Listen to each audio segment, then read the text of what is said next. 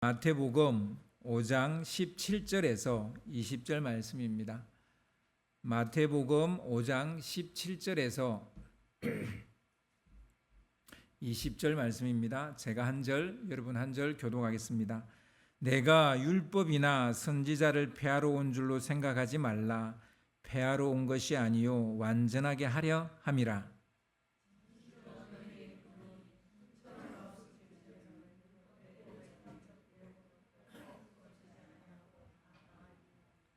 그러므로 누구든지 이 계명 중에 지극히 작은 것 하나라도 버리고 또 그같이 사람을 가르치는 자는 천국에서 지극히 작다 일컬음을 받을 것이요 누구든지 이를 행하며 가르치는 자는 천국에서 크다 일컬음을 받으리라.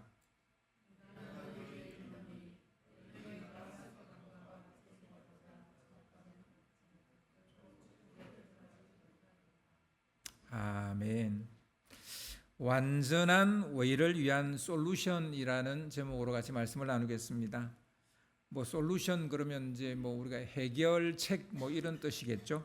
그러니까 완전한 의를 위한 하나님의 해결책 이런 제목입니다. 하나님의 자녀가 되었다는 것은 신분과 소속이 바뀌었다는 그런 말입니다. 여러분은 신분과 소속이 바뀌었습니다. 전에는 마귀에게 속한 자였으나 이제는 하나님께 속한 자가 되었다는 겁니다. 전에는 죄의 사슬에 매여 있었으나 이제는 그 사슬에서 벗어났다는 얘기입니다. 전에는 죄인으로 낙인 찍혀 있었으나 이제는 의인으로 인정을 받게 되었다는 말입니다. 의인이 되었다라는 말은 더 이상 사단이 지배하는 세상 논리로 자기 자신과 세계를 바라보지 않는다는 뜻입니다. 하나님의 창조와 섭리 안에서 이 세계를 바라보고 자기 자신도 바라보게 된다는 것입니다. 바라봐야 된다는 것입니다. 세상 사람들이 만든 세계관이나 가치관이 아니라 하나님의 세계관, 하나님의 가치관을 가지게 되었다는 말입니다. 한마디로 완전 다른 사람이 되었다는 말이에요. 겉으로 보기에는 예수 믿기 전과 예수 믿고 난 이후에 크게 달라진 건 없을 수 있으나 완전히 우리의 속사람은 완전히 다른 사람이 되었습니다. 바울은 이 사실을 고린도 교회 사람들에게 명쾌하게 설명하는데요. 고린도후서 5장 17절을 보면 좀 띄워주세요. 고린도후서 5장 17절을 보면 그런즉 누구든지 그리스도 안에 있으면 새로운 피조물이라 이전 것은 지나갔으니 보라 새 것이 되었도다. 아멘. 하나님의 자녀가 되었다는 말은 아예 새로운 피조물로 다시 빚어졌다는 거예요. 우리의 그 육체의 어떤 모습이 달라진 게 없으니까 우리는 바뀐 게 없는 줄로 생각하는데 그렇지 않습니다. 완전 다른 사람이 됐어요. 예수님은 새로운 피조물로 거듭난 사람은 어떤 마음을 가지게 되는지, 어떤 삶을 살아야 하는지를 가르치십니다. 그게 팔복이죠. 진정으로 하나님의 자녀로 거듭난 사람은 이렇게 바뀌게 된다는 거예요. 그들은 하나님의 자녀가 된 그들은 심령이 가난한 사람이 된답니다. 심령이 가난한 사람. 심령이 가난하다는 것은 여러분 심령이 가난한 자는 복이 나니 열심히 외우시는데 이게 무슨 뜻인지 알고 외우세요? 심령이 가난하다는 것은 자기의 영적 빈곤을 자각한다는 거예요. 아, 내 영이 죽어 있었구나. 내 영이 이제 조금 눈을 떴구나. 이걸 자각하는 거예요. 이게 심령이 가난한 거예요. 가난하다는 건 빈궁하다는 거잖아요. 결핍됐다는 거잖아요. 그러니까 영이 결핍됐다는 거예요. 영이 굉장히 빈곤하다는 거예요. 그걸 자각하고 전적으로 하나님을 찾고 하나님의 은혜를 구하는 사람이 되었다. 이 말이 심령이 가난하다는 뜻이에요. 지은 죄로 인해서 자기가 지은 죄로 인해서 자기에게 고통과 사망이 왔다는 걸 알고 그 고통과 사망의 구렁텅이에 빠져 있는 자기 자신을 보고 애통해하는 것, 가슴을 찢는 것, 가슴을 치는 것, 이런 사람이 되었다는 거예요. 그게 애통하는 자는 복이 있나니 그 뜻이에요. 사람을 대할 때 세상 사람처럼 사납게 대하거나 포악하게 굴다가 예수 믿고 나면, 하나님의 자녀가 되면 온유하게 사람을 대하는 거예요. 누구를 뭐 엇박지른다든지 막 욕을 한다든지 막 사납게 군다든지 그러지 않는다는 거예요. 굉장히 온유한 사람이 된다는 거예요. 불의한 방식으로 성공하려 했다면, 이전에는 그랬죠. 뭐 불의한 방법이든 수단과 방법을 가리지 않고 막 성공하려고 그랬어요. 그런데 하나님의 자녀가 되면 의롭게 살려는 열망이 강한 사람이 된다는 거예요. 의롭게, 뭘 하든지 의롭게 하려고 한다는 거예요. 어려움에 처한 사람을 보면 전에는 뭐 외면했어요. 내 살기도 바쁜데 뭐 이런 생각을 했죠. 그런데 이제는 그런 사람을 보면 어떻게든지 도와주려는 긍휼한 마음이 생겼다는 말입니다. 그런 사람이 됐다는 거예요. 더럽고 추악한 것에 마음을 두지 않고 항상 마음을 청결하게 하려고 애쓰는 사람이 되어졌다는 거예요. 그 사람이 하나님의 자녀예요. 어디서 누구를 만나든 다툼과 불화를 일으키지 않고 피스메이커, 화평케 하는 사람이 되었다는 말입니다. 예수님으로부터 받은 의를, 우리의 의는 내 의가 아닙니다. 예수님으로부터 받은 의지. 즉 우리가 이제 예수님으로 받은 이 의를 지키기 위해서 욕을 먹는 것도 마다하지 않고 핍박을 받는 것도 두려워하지 않는 사람이 되었다는 거예요. 이런 사람이 하나님의 자녀가 된 겁니다. 이런 사람이 복 있는 사람입니다. 여러분, 이 8가지 모습이 여러분 자신에게도 있습니까? 이것이 드러나고 있다면 여러분은 단연코 하나님의 자녀가 된 것입니다. 거듭난 사람입니다. 동시에 복 있는 사람입니다. 주님은 그렇게 말씀하고 계십니다. 예수님을 믿어 하나님의 자녀로 거듭난 성도 여러분, 복 있는 사람이 되어지시기를 바랍니다. 여러분, 복 있는 사람이 정말 되어져 가고 있습니까? 되어져 가야 합니다. 왜냐고요? 그것이 하나님의 자녀가 된 사람의 정체성이고 본 모습이기 때문입니다. 그게 하나님의 자녀의 본 모습이기 때문입니다. 팔복의 삶을 사는 사람이 하나님의 자녀의 본 모습이라고요. 예수님은 이 사실을 너무나 잘 아셨기 때문에 그래서 이제 이 팔복 하나님의 자녀의 삶의 모습을 이야기하셨고, 이어서 빛과 소금에 대해서 말씀하셨습니다. 빛과 소금이 그 고유의 맛과 색깔을 잃지 않듯이 하나님의 자녀라면 그 정체성을, 이런 삶의 모습을 잃지 않아야 된다는 것입니다. 소금이 그 맛을 내지 못하고 빛이 어둠을 몰아내지 못한다면 그것은 존재 목적을 상실한 것이죠.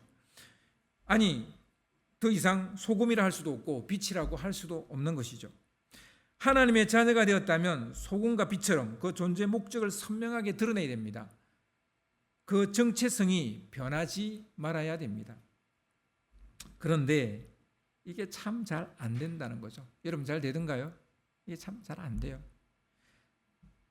소금인데 뭐 맛을 잃어버릴 때가 많고 빛인데 어둠을 전혀 몰아내지 못하는 그런 모습을 하고 산다는 거예요. 이게 잘 안 돼요. 왜 잘 안 되는 것일까요? 왜 이게 잘 안 되는 것일까요? 이 풀리지 않는 물음에 대한 솔루션을 오늘 말씀이 답해주고 있습니다. 그냥 읽으면 율법과 선지자, 곧 구약의 말씀을 어떻게 이해할 것인가를 말하고 있는 것처럼 보입니다. 뭐 그 얘기를 안 하는 건 아니에요. 하고 있는데, 근데 이건 예수님이 오늘 이 말씀을 하신 진짜 그 핵심 메시지가 아니에요. 그러니까 율법과 선지서를 어떻게 이해할 것인가, 이게 핵심 메시지가 아니라고요. 예수께서 이 말씀을 하신 진짜 목적은 오늘 본문 마지막 구절 20절을 보면 알 수 있습니다. 20절을 좀 띄워주시기 바랍니다. 오늘 본문 20절을 보시면 내가 너에게 이르노니 너희 의가 서기관과 바리새인보다 더 낫지 못하면 결코 천국에 들어가지 못하리라. 여러분, 이 말씀의 핵심이 뭘 것 같아요? 의입니다. 의. 여러분, 그래서 오늘 본문 말씀의 핵심은 의예요. 의. 너희 의가 서기관과 바리새인보다 더 낫다라는 말씀을 하시려는 거예요. 그 낫지 않으면 천국에 들어가지 못할 거라는 거예요. 이거는 약간 뭔가 좀 강조하기 위해서 주님께서 과장해 사는 말이 아니에요. 못 들어간다니까요. 서기관과 바리새인의 의보다 낫지 않으면 못 들어간다니까요, 천국에.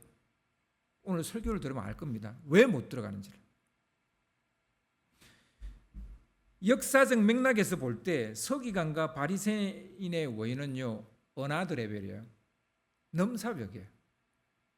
그들의 그 의, 서기관과 바리새인의 의는 어나더 레벨이라니까요. 우리가 생각하는 것보다 훨씬 더 높은 그 의로운 삶을 살았어요. 어떻게 서기관과 바리새인의 의가 어나더 레벨이 되었는지 좀 잠시 살펴봐야 오늘 본문을 이해할 수 있어요. 하나님은 이스라엘 민족을 자기 백성으로 삼고자 아브라함을 택했고요. 그리고 그들이 애굽에 종살이 할 때 그들을 이끌어내셨습니다. 그리고 약속의 땅으로 이끌어 가십니다. 이건 구원이고 하나님의 전적인 은혜입니다. 뭐 아브라함이 무슨 대단해서 아브라함을 택했습니까? 아니에요. 그 백성이 무슨 특별했습니까? 아니에요. 그냥 그 백성을 하나님이 선택하셨고 그들을 하나님이 약속한 땅으로 이끌었어요. 이거는 전적인 하나님의 은혜입니다.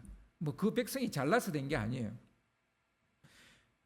이게 구원이고 이게 전적인 은혜입니다. 하나님의 백성이 되는 것은 하나님의 전적인 은혜로 가능한 거예요. 뭐 내가 뭔가 하나 뭐 숟가락을 올렸거나 뭐 젓가락을 하나 올린 거 없습니다. 그럼 이 백성을 약속의 땅으로 데려가기만 하면 하나님의 백성이 됩니까?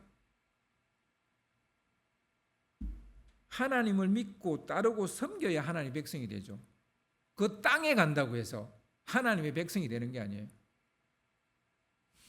여러분, 천국에 가면 하나님의 백성이 되는 게 아니라 하나님의 백성이기 때문에 천국에 가는 거예요. 아멘? 우리는 이것을 자꾸 약간 오해를 하는 것 같습니다. 그래서 하나님은 시내산에서 그 백성을 위해서 율법을 주십니다. 어떻게 살아야 하나님의 백성이고 어떤 마음을 가져야 그가 하나님의 백성인지를 가르쳐 주시는 거죠. 율법은 하나님의 백성이 백성다운 삶을 살 수 있도록 하나님이 친히 가르쳐 주신 계명입니다. 그러나 안타깝게도 이스라엘은 율법대로 살지 않죠. 순종하지 않습니다. 하나님의 백성과는 거리가 먼 모습으로 살아갑니다. 이방인의 풍습을 따르고요. 이방신을 섬기고 의지합니다. 하나님은 이 백성을 돌이키기 위해서 채찍을 들기도 했어요. 매를 들기도 했어요. 그때 그들은 잠시 돌아옵니다. 그럼 또 구원을 베푸셨어요. 하지만 그들은 전체적으로 점점 더 하나님과 멀어져만 가는 거예요. 이 채찍도 약발이 떨어진 거예요. 하나님은 그들을 자기 백성으로 삼으셨기에 막 녹아바래도 또 참으시고 대신 참고 여러 선지자들을 보내서 경고의 말씀을 하십니다.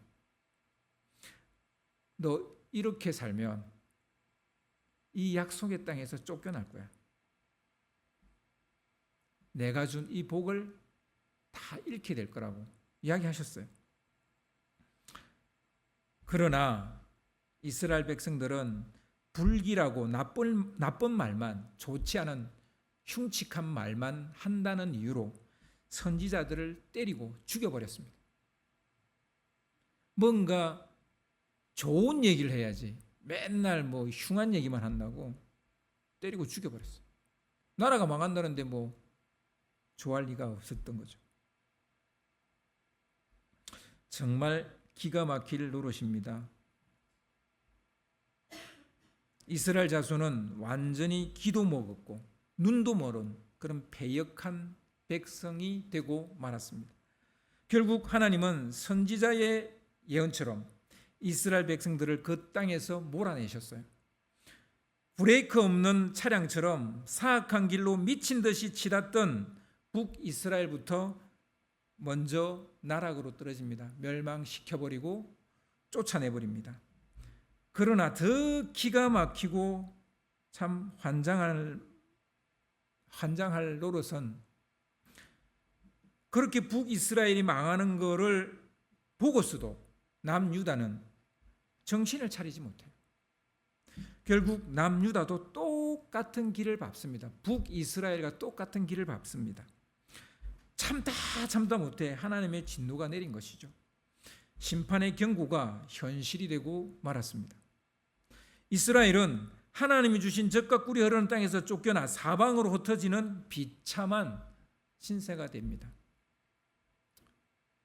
이 이후로 이스라엘이란 나라는, 이스라엘 백성은 그 나라를, 그 땅을 주권을 가지고 차지하지를 못해요.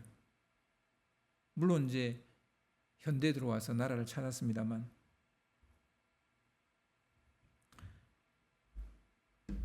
완전히 쫓겨나고 비참한 신세가 되고 났어야 이스라엘 자손은 정신을 차려요. 그들은 율법과 선지자의 말씀에 귀를 기울입니다. 율법과 선지자의 말씀을 연구하기 시작합니다. 그들이 누구냐? 서기관과 바리새인이에요. 비록 소 잃고 외양간 고치는 격이기는 하지만 그들은 어떻게든 하나님의 마음을 돌이키려고, 하나님의 마음을 얻으려고 부단히 애를 씁니다. 지극히 작은 것조차 율법대로 살아보려고 율법 해설서까지 만듭니다.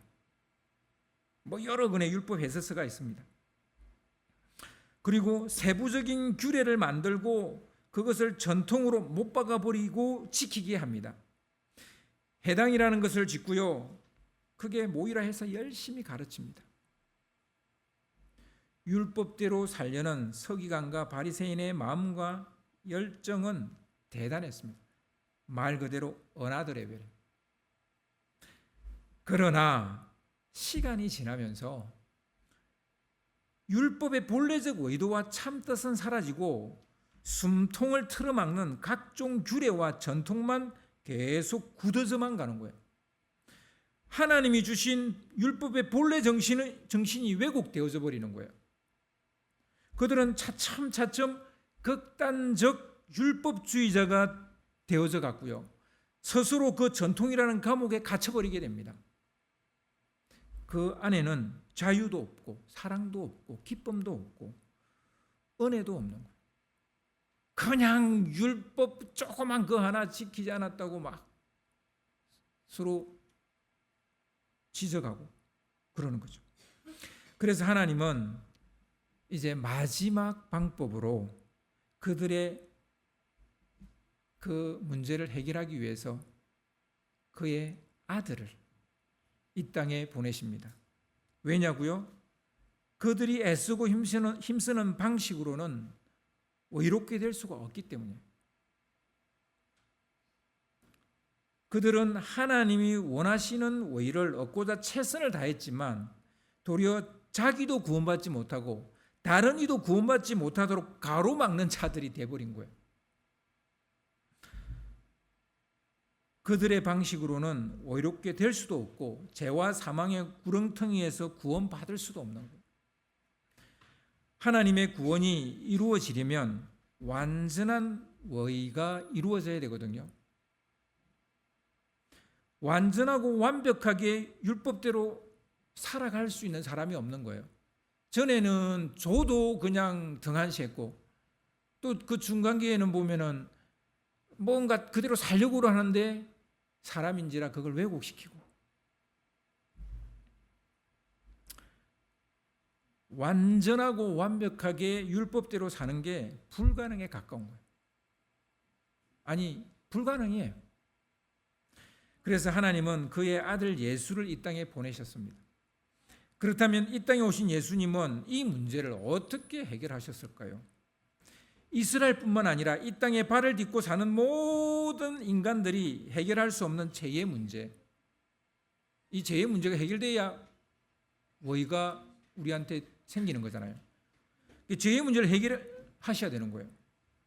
죄의 문제가 완전히 해결되어야 하나님으로부터 의롭다 인정을 받을 수 있게 되는 거예요.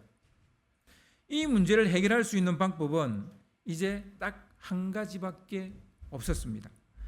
죄 없으신 예수님이 죄의 굴레에서 스스로 벗어날 수 없는 사람들을 위해 영원한 대속제물이 되는 것입니다.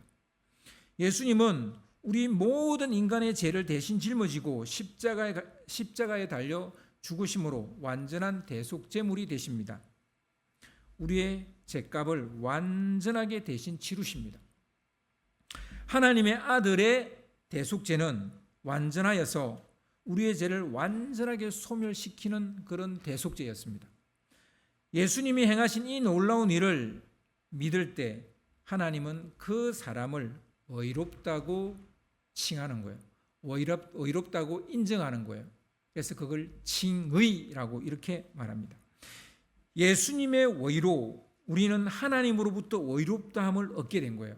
그러니까 우리 스스로 뭔가 의로워진 게 아니라 예수님의 의, 그 의로 우리는 하나님으로부터 의롭다함을 얻게 된 거예요. 그래서 예수님은 이렇게 말씀하시는 겁니다.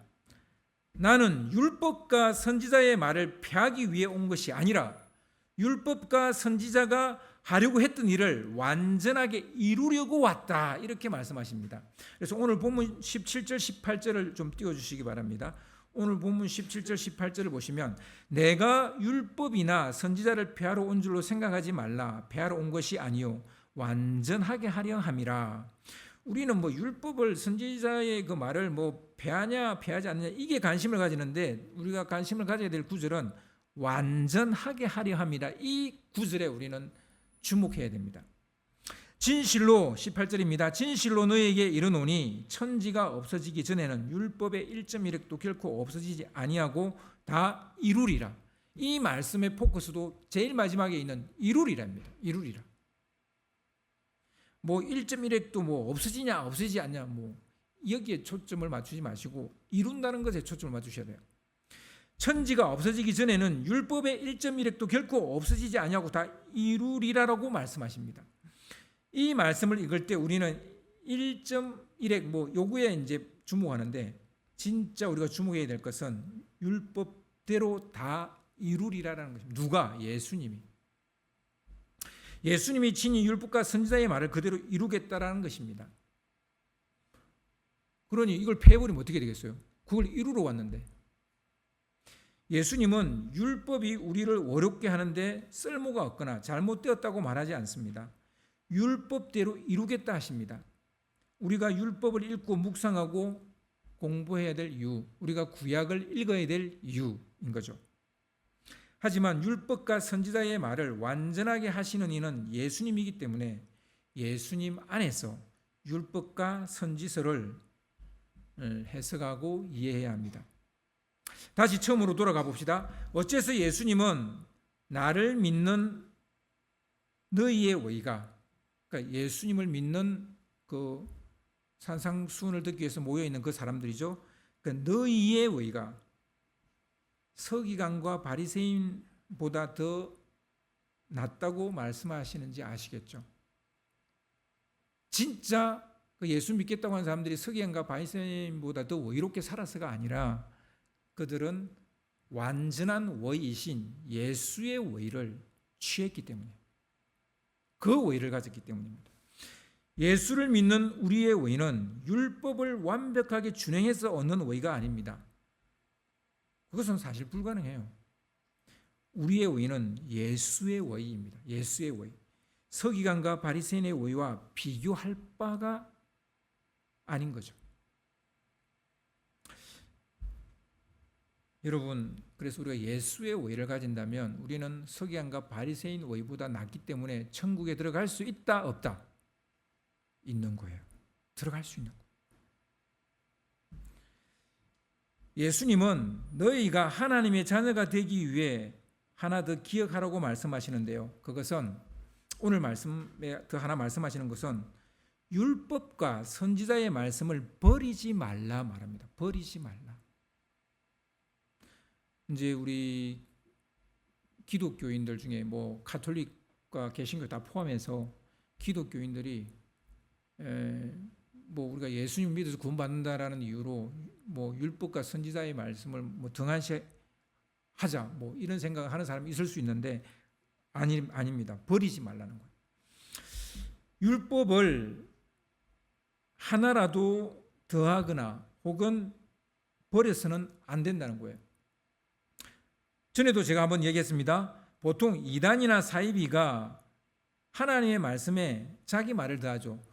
그 이단의 장치자나 교주의 말을 더합니다. 여기는 뭐 이슬람도 포함되죠. 그럼 버리는 것은 무엇입니까? 버리지 말라 그랬잖아요. 대표적으로 버리는 자가 누구였습니까? 율법주의자입니다. 율법주의자는 율법을 또 세세하게 만들지 않았습니까? 아니요. 이들은 버렸어요. 그들은 율법주의자가 되면서 율법을 버렸어요. 율법주의자들은 율법의 본래 취지와 말씀의 본래 의도를 버려버렸어요. 율법대로 살아서 하나님을 만족케 하는 의를 가지겠다는 열정은 좋아요. 하지만 알맹이는 버리고 껍데기만 붙잡고 있는 격이죠. 율법의 참뜻은 버리고 겉으로 행하는 것만 중시합니다. 율법의 스피릿이 딱딱한 규례들과 올가매는 전통들로 대체돼 버린 거예요. 하나님의 자녀로서 가져야 할 세계관과 가치관은 사라지고 셀 수 없는 규례들만 늘어난 거예요. 여러분, 하나님의 자녀로 산다는 것은 자질구레한 행동 규례를 강압받는 것이 아니에요. 막 예수님 믿으니까 교회 나오니까 이것저것 해야 될 게 너무 많아라고 말하시는 분들이 계세요. 그걸 하지 말라가 아니라 하나님이 그렇게 하라는 마음을 주시면 하라는 거예요. 근데 그 마음을 안 주시면요, 그게 문제죠. 왜 그 마음이 안 생길까? 진짜 하나님을 사모하지 않기 때문에. 그러니까 억지로 신앙생활 하는 거예요. 억지로 교회 나가라니까 교회 나가고, 헌금하라니까 헌금하고, 이거 섬기라 그러니까 섬기고. 팔복처럼 심령이 바뀌고 세계관과 가치관이 바뀌고 그래서 마음가짐과 태도가 바뀌는 것입니다. 그게 하나님의 자녀가 되는 거예요. 안에서 우러나오는 새로운 삶의 모습인 거죠. 절대로 강요나 통제받는 삶이 아닙니다. 이런 것은 하나님의 자녀의 모습이 아니에요. 율법이 잘못된 게 아닙니다. 율법주의에 빠진 것이 잘못된 거예요. 예수님 당시 유대인들은 율법의 정신과 스피릿을 버린 거예요. 여러분, 율법을 한 단어로 말하면 사랑이잖아요. 하나님 사랑, 이웃 사랑. 근데 뭐 많은 걸 하는데 사랑이 없어. 바로 그겁니다. 그게 바로 율법을 버린 거예요. 그래서 주님은 이 말씀 이후로, 지금 오늘 우리가 읽은 이 말씀 이후로 이런 말씀을 5번이나 반복해서 이야기하십니다. 뭐 하였다는 것을 너희가 들었으나 나는 너에게 이르노니. 이 말씀을 5번 반복합니다. 율법주의에 빠져 왜곡된 그들을 지적하고 수정 보완하는 그런 어법을 쓰시는 거죠. 이런 어법을 쓰는 구절을 직접 하나 찾아서 읽어보도록 하겠습니다. 5번 오는데 5개를 다 읽을 수는 없고 그냥 제일 먼저 오는 거 읽어보겠습니다. 마태복음 5장 21절 22절을 좀 띄워주시기 바랍니다. 옛 사람에게 말한 바 살인하지 말라. 누구든지 살인하면 심판을 받게 되리라 하였다는 것을 너희가 들었으나 나는 너희에게 이르노니 형제에게 노하는 자마다 심판을 받게 되고 형제를 대하여 락하라 하는 자는 공회에 잡혀가게 되고 미련한 놈이라 하는 자는 지옥불에 들어가게 되리라. 당시 유대인들이 버린 것은 율법을 주신 하나님의 그 본래 취지, 그 본래 정신, 본래 뜻, 그걸 버린 거예요. 그래서 예수님께서 이것을 지금 수정 보완하는 거예요. 우리도 이런 모습의 신앙생활을 하고 있는지도 모릅니다.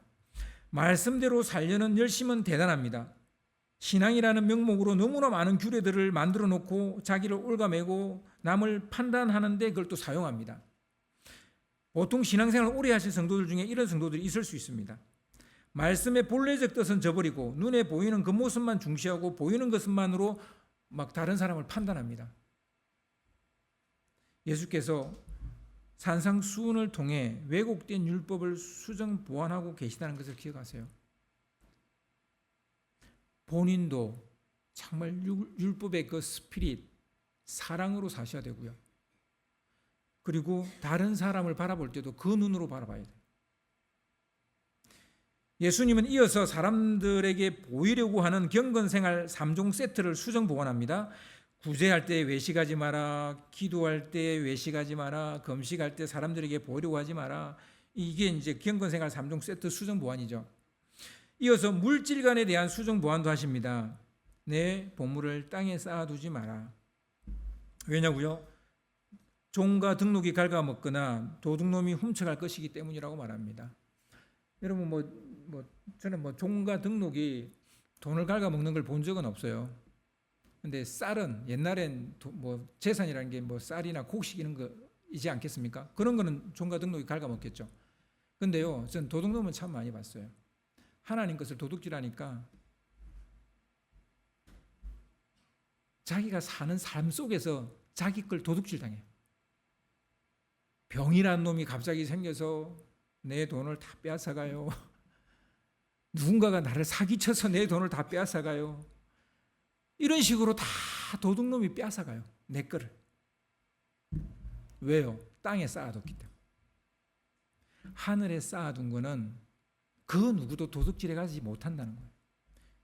근데 이상하게도 우리는 이 반대로 생각했죠. 하나님께 드리는 거는 뭔가 잃어버리는 것 같고 도둑질 당하는 것 같고 그리고 나를 위해 쓰는 거는 잘 쓴 것 같고 그렇잖아요. 우리는 이렇게 생각하잖아요. 그 반대라는 거예요. 이 땅에 쌓는 것은 누가 도둑질해 가든 다 도둑질해 가요. 결국 우리는 빈손으로 갑니다. 그냥 빈손으로 가요. 다 도둑질 당해서. 아무리 열심히 살았어도 다 빈손으로 갑니다. 수정 보완에 대한 마지막 말씀은 비판하지 말라라는 겁니다. 왜냐하면 비판한 대로 비판을 받게 될 것이기 때문이라는 거예요. 예수님은 산상수훈을 통해 크게 두 가지를 말씀하십니다. 하나는 예수님은 율법과 선지자의 말을 완전하게 이루기 위해 오셨다는 거예요. 율법과 선지자의 말을 완전하게 이루기 위해 오셨다는 거예요. 이를 점진적 계시라고 말하고 점진적 구원 성취라고 말합니다. 또 다른 하나는 율법과 선지자의 말을 왜곡한 것을 수정 보완하시려는 거예요. 이 둘 다 율법과 선지자의 말을 완전하게 하는 것이며 하나님의 자녀가 되기 위한 충분 조건으로서 완전한 의가 나타났다는 것을 알리시는 말씀입니다.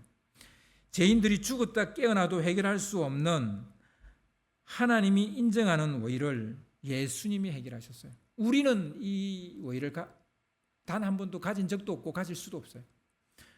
그러나 예수님이 이 의를 우리에게 선물로 주신 거예요. 그래서 그 선물을 우리는 은혜라고 말하는 거예요. 예수님은 모든 사람들의 죄를 대신 짊어지고 사람 대신 죄인들 대신 죽으셨습니다.